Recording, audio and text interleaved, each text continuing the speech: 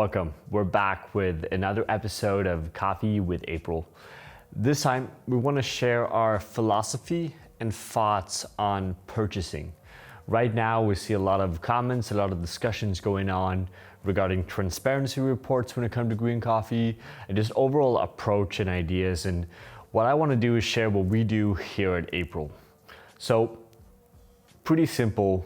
Most of our purchasing today, we're talking about 80% are what we refer to traded direct from the farmer. So that means we're discussing prices, we're checking quality, and we're discussing directly with them. About 20% is now from importers. Now we're gonna walk through the difference in this, and we're gonna walk through the overall philosophy of what we have and how we believe this impacts the future of April and perhaps even the future of the industry. So one of the most common debates at the moment is pricing. And we see more and more roasteries working with the commodity market as their benchmark. Meaning, for example, that, okay, we pay twice the amount the commodity price, or we pay 3 times the commodity price, or we do a quality bonus, or whatever we refer to it there. Now, we believe that's a challenge with that, because what we're trying to do is we're trying to respect the fact that the farmer is looking for a certain price of the coffee based on their production cost, based on their estimation of the value of their own coffee, just as we as a roastery are setting certain prices based on the cost of our production and based on how we value the final product. So for April, the important part is to move away from the commodity market. We don't believe that it's important to reference that being a specialty. I think all of us has been to a specialty coffee farm or a more commodity directed farm. Keep in mind, most farms do both. So even the very high top specialty coffee farms is going to be in a situation where certain grades at the farm is going to sell either as commodity or just local in the country. However, if you look at how some of those top lots that we buy here at April is farmed, the amount of attention it goes into it, the amount of details that goes into that process versus the commodity market, you see very clearly on site at that farm that there's a huge difference in cost of production, and it's a huge difference in how much craftsmanship goes into that product. Therefore, we think working with the commodity market as a benchmark for how much we as a specialty coffee roastery is paying doesn't make any sense. Because it's up to farmer to price the value of what they're doing, and it's up to us to respect that.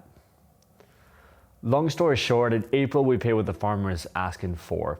And again, 80% of what we're trading is direct. We made a decision this year, and it took us some years to find these farmers, but to move away from buying multiple coffees from multiple farms in the same country. What we want to do now is to consolidate having one farmer in each country.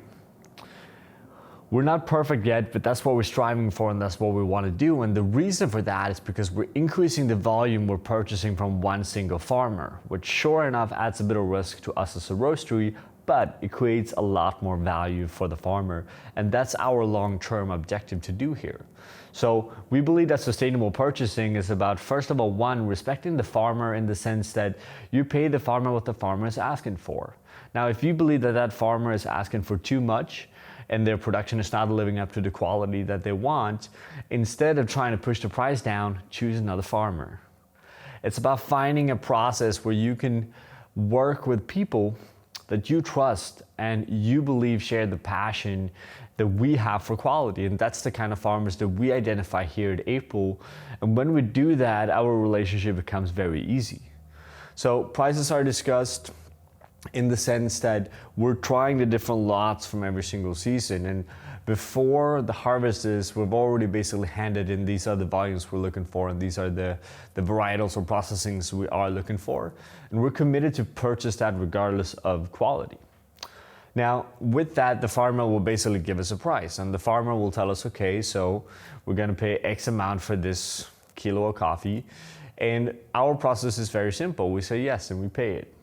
And that comes because we've taken the first 2 years of April to just focus on finding the right farmers, finding farmers we trust, finding people that we believe that we can grow with and share the passion for quality that we have.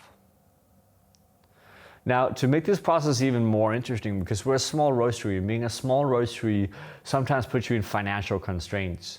And what we do here to ensure that the farmer is getting the money that that farmer deserves and takes no liability in this process is that we work with the external logistical partner that is paying the farmer before the coffee leaves the country and warehouse the coffees for us. With that, we pay an additional fee on the price that we discussed to the farmer. So the process is, we go to the farmer, we taste the coffees, decide the coffees we're looking for, the farmer gives us a price, and we call our logistical partner and we say, okay, we need to pay this amount per kilo from this farmer and it's X amount of bags. And then that logistical company adds an additional fee for us.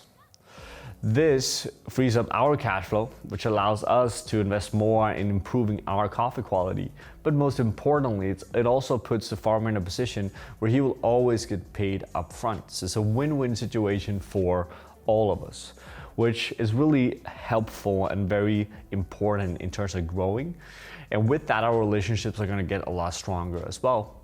So what we see this year, 2019 in April, is that we're consolidating our purchasing to fewer farms. There's still a few exceptions, Ethiopia being one of them, where we have 2 single farmer products that we buy from. And that's just because we're buying 2 very different qualities from that country. We also have Kenya, where we're still working on finding that single farmer product that we could work with continuously long term. We have one that we already had started to work with last season, but unfortunately the crop fell out and we could only buy a very small portion of it this year and had to buy from another farm to be able to actually have enough Kenyan coffee.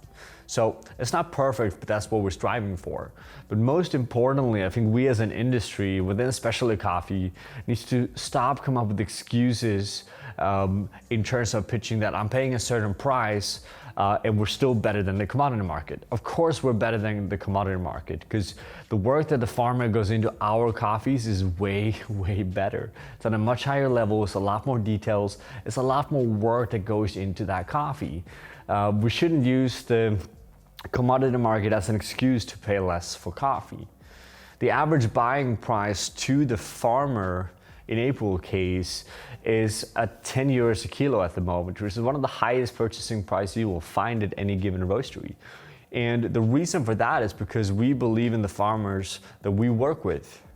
And we believe with them regardless of if the commodity is an all-time low or not. That doesn't matter for us because we value our farmers for the work that they do and the work that they put into their coffee and the right that they have to set the price that they want on their coffee. So that was just a few details about how we're working with purchasing. If you have any comments, any thoughts, as per usual, just write down comments here. We're always really happy to answer any questions you might have. And thank you guys for watching.